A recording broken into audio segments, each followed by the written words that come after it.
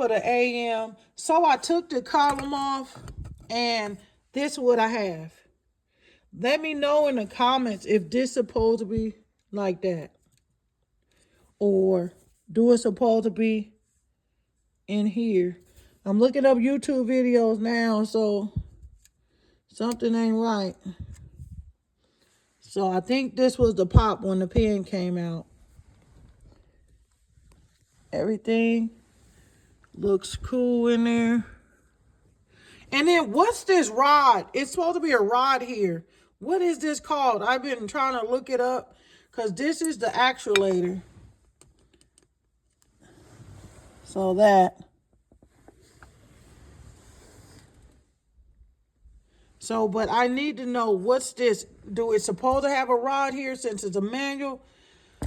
Please, somebody help me.